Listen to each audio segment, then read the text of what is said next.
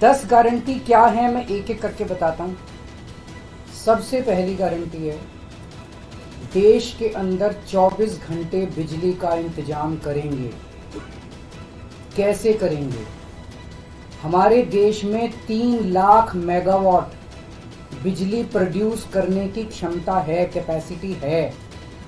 देश की peak demand, गर्मियों के अंदर पीक डिमांड देश की सबसे ज्यादा डिमांड होती है 2 लाख मेगावाट। तो आज हमारा देश जितनी बिजली पैदा कर रहा है, पैदा कर सकता है, जितनी डिमांड है उससे कहीं ज्यादा बिजली पैदा करने की हमारी क्षमता है। लेकिन मेरे घर के अंदर फिर भी पावर कट लग रहे हैं। क्यों? मैनेजमेंट खराब है। दिल्ली में भी यही हाल था, पंजाब में भी यही हाल था। बिजली तो थी लेकिन मैनेजमेंट खराब था। हमने मैनेजमेंट ठीक करके दिल्ली में भी 24 घंटे बिजली का इंतजाम किया, पंजाब में भी किया, देश में भी करके दिखा सकते हैं क्योंकि हमें एक्सपीरियंस है। देश के गरीब लोगों को बिजली मुफ्त दी जाएगी।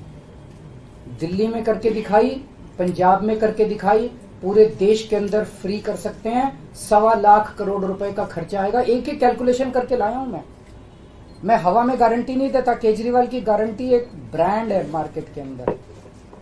अगर हम कुछ बोलते हैं तो वो पूरी करते हैं। तो 1.25 लाख करोड़ रुपए का खर्चा आएगा। 1.25 लाख करोड़ रुपए हम इंतजाम करेंगे। 1.25 लाख, उसके अंदर पूरे देश के गरीबों को 200 यूनिट बिजली मुफ्त मिल सकती है। आज भी हमारे देश के गरीब लोगों को ये बिजली की पहली गारंटी थी। दूसरी गारंटी है शिक्षा की। कोई भी देश तब तक तरक्की नहीं कर सकता जब तक उसके हर बच्चे को अच्छी शिक्षा का इंतजाम ना कर दिया जाए। अगर किसी देश के अंदर ढेरों लोग अनपढ़ हैं, अगर किसी देश के अंदर ज्यादा बच्चे, कई बच्चों को बिलो स्टैंडर्ड, सब क्वालिटी, गंदी बेकार शिक्षा मिलती है, वो देश कभी आगे नहीं बढ़ सकता। आज हमारे देश के अंदर सरकारी स्कूलों का बुरा हाल है। 10 लाख सरकारी स्कूलों के अंदर 18 करोड़ बच्चे पढ़ते हैं जिनका कोई भविष्य नहीं है। दिल्ली के अंदर हमने करके दिखाया, पंजाब के अंदर करके दिखाया। देश के सारे सरकारी स्कूलों को शानदार बनाएंगे, अच्छे बनाएंगे, प्राइवेट स्कूलों से भी बेहतर बनाएंगे। और इस देश के अंदर पैदा होने वाले हर बच्चे के लिए, चाहे वो अमीर का बच्चा हो चाहे गरीब का बच्चा हो, अच्छी, शानदार और फ्री शिक्षा का इंतजाम किया जाएगा। अगर आप अमीर हैं, अपने बच्चे को प्राइवेट में भेजना चाहते हैं, भेजिए। लेकिन आप अगर सरकारी स्कूल में अपने बच्चे को भेजते हैं तो प्राइवेट स्कूल से किसी 1% भी कम नहीं होगी उस शिक्षा की क्वालिटी। ऐसी शिक्षा का इंतजाम गांव-गांव के कोने-कोने, देश के कोने-कोने में अच्छी शिक्षा का इंतजाम करेंगे। दिल्ली में किया, पंजाब में किया, हमें करना आता है, हमारी नीयत है। हम ये काम आजादी के वक्त हो जाना चाहिए था लेकिन नहीं हुआ। देर आए दुरुस्त आए, आजादी के 75 साल बाद भी हो गया तो बहुत अच्छी बात है। इस काम को करने के लिए 5 लाख करोड़ रुपए लगेंगे। 2.5 लाख करोड़ रुपए केंद्र सरकार देगी, 2.5 लाख करोड़ रुपए राज्य सरकार देगी। हर साल 5 साल में हर साल 50,000 करोड़ रुपए का खर्चा आएगा केंद्र सरकार को।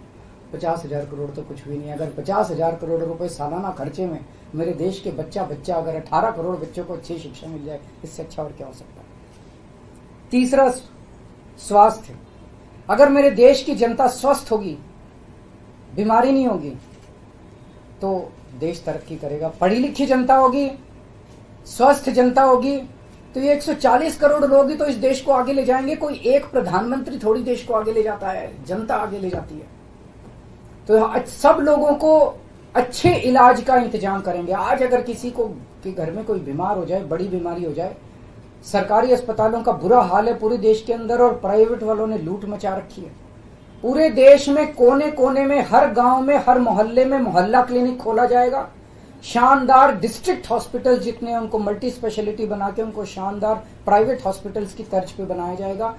और इस देश में पैदा होने वाले हर व्यक्ति का पूरा इलाज मुफ्त होगा, इंश्योरेंस के आधार पे नहीं होगा।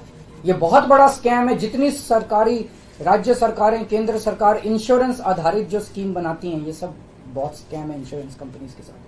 हम इंफ्रास्ट्रक्चर क्रिएट करेंगे, कोने कोने के अंदर, गांव गांव के अंदर इंफ्रास्ट्रक्चर क्रिएट करेंगे, हेल्थ इंफ्रास्ट्रक्चर क्रिएट करेंगे, अस्पताल बनाएंगे, मोहल्ला क्लिनिक बनाएंगे, ताकि लोग वहां जाके अपना इलाज करा सकें। और सबका इलाज मुफ्त होगा, चाहे अमीर हो चाहे गरीब हो।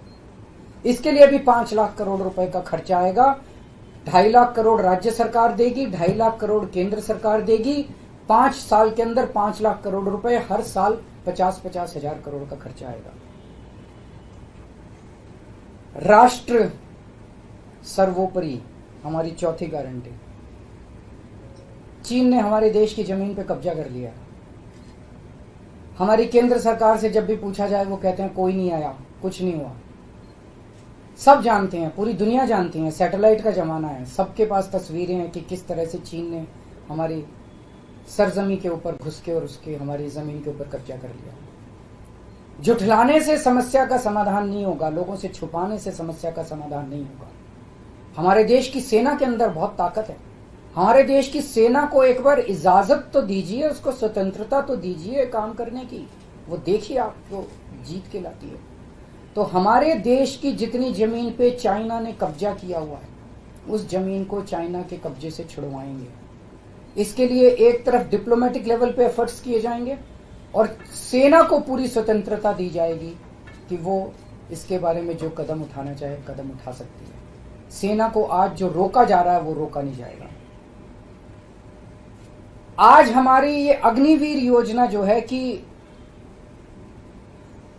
हमारे युवाओं को फौज में भर्ती करके 4 साल के बाद निकाल दिया जाता है। लोगों की एक ओनरशिप नहीं बनती। 4 साल के बाद अगर आप निकाल देंगे तो एक तरह से हम सेना को सबसे कटिंग एज लेवल के ऊपर हम कमजोर कर रहे हैं। ये अग्निवीर योजना सेना के लिए भी बहुत हानिकारक है और जो बच्चे युवा हमारे अग्निवीर बन के जा रहे हैं वो लोग भी बहुत त्रस्त हैं। अग्निवीर योजना को बंद किया जाएगा। जितने बच्चों को अभी तक अग्निवीर में शामिल किया जाए उनको पक्का डिक्लेयर किया जाएगा, उनको पक्का राष्ट्रीय सम्मान भी नहीं मिलता संस्कार के समय, तो उनको पक्का किया जाएगा, उनको पक्का डिक्लेयर किया जाएगा। और सेना के अंदर ये ठेकेदारी के ऊपर एक तरह से कच्चे में अग्निवीर तो कच्ची नौकरी हुई ना, कच्ची नौकरी ये बंद की जाएगी और वापस पक्के के अंदर बच्चों को लिया जाएगा। और सेना को ये अग्निवीर योजना लाए थे क्योंकि केंद्र सरकार का मानना था कि सेना के ऊपर उनकी तनख्वाह और उनकी पेंशन के ऊपर पैसा ज्यादा खर्च हो रहा है। सेना के ऊपर, उस देश की सुरक्षा के ऊपर जितना पैसा खर्च करने की जरूरत है उतना पैसा खर्च किया जाएगा। देश की सुरक्षा के साथ खिलवाड़ नहीं किया जा सकता। छठी गारंटी किसानों के लिए, किसानों को आप इज्जत की जिंदगी दे सकते हैं अगर आप उनको उनकी फसलों के पूरे दाम दे दें। किसान कोई भीख नहीं मांग रहा, किसान अपना हक मांग रहा है। किसान अपनी बारिश में धूप में मेहनत करके और अपनी फसल उगाता है और उसके बाद जब उसको फसलों के पूरे दाम नहीं मिलते तब वो अपने ऋण नहीं चुका पाता, आत्महत्या करने के लिए मजबूर होता। अगर आप उसकी फसलों के दाम सुनिश्चित कर दें तो किसान को आपसे कोई फेवर नहीं चाहिए। स्वामीनाथन रिपोर्ट के आधार के ऊपर किसानों को उनकी फसलों के सभी फसलों के पूरे दाम एमएसपी के आधार पर पूरे दाम दिलवाए जाएंगे। 7वीं गारंटी, दिल्ली को पूर्ण राज्य का दर्जा दिलवाया जाएगा जो दिल्ली वासियों का कई दशकों से दिल्ली के लोगों का हक है। बेरोजगारी, आज पूरे देश का युवा बेरोजगारी से त्रस्त है। इसके लिए हमने बहुत डिटेल्ड प्लानिंग की है। हमारे मंत्रियों ने, हमारी टीम ने बैठ के, सब लोगों ने बैठ के कि 1 साल के अंदर 2 करोड़ रोजगार का इंतजाम किया जाएगा ताकि हमारे युवकों को बेरोजगारी से निकाला जा सके। ये प्रोडक्टिव और इफेक्टिव एम्प्लॉयमेंट होगी। भ्रष्टाचार, बीजेपी की वॉशिंग मशीन को चौराहे के ऊपर खड़ा करके तोड़ा जाएगा। बीजेपी की वॉशिंग मशीन इस देश का भ्रष्टाचार का सबसे बड़ा कारण है। सबसे बड़ा सोर्स जो है वो बीजेपी की वॉशिंग मशीन है। ईमानदार लोगों को जेल भेजने और बेईमानों को संरक्षण देने की आज जो मौजूदा व्यवस्था है, इस व्यवस्था को समाप्त किया जाएगा।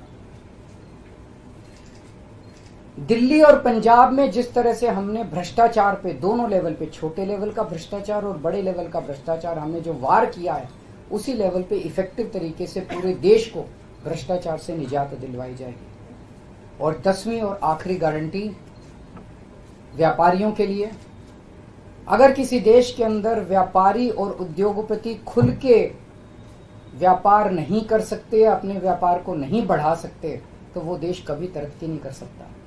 उस देश के अंदर कभी जॉब्स पैदा नहीं हो सकते। और ये डेटा बताता है कि पिछले 8-10 साल के अंदर इस देश के 12 लाख हाई नेटवर्थ इंडिविजुअल्स, बड़े बड़े अमीर लोग इस देश के अंदर व्यापार और उद्योग बंद करके विदेशों में चले गए हैं, क्योंकि इस देश के अंदर आतंक मचा रखा है सरकार, केंद्र सरकार ने, उन लोगों को डराने का, धमकाने का। जीएसटी को पीएमएलए से बाहर किया जाएगा, जीएसटी का सरलीकरण किया जाएगा, सारी प्रशासनिक और लीगल व्यवस्थाओं को सरलीकरण किया जाएगा और एक ऐसी व्यवस्था की जाएगी कि अगर इस देश के अंदर कोई सही तरीके से व्यापार करना चाहे तो वह व्यापार कर भी सकता है, उद्योग खोल भी सकता है, ज्यादा परमिशंस की जरूरत नहीं होगी और बड़े स्तर के ऊपर हम व्यापार को और उद्योग को, हमारा टारगेट चाइना को पीछे छोड़ना।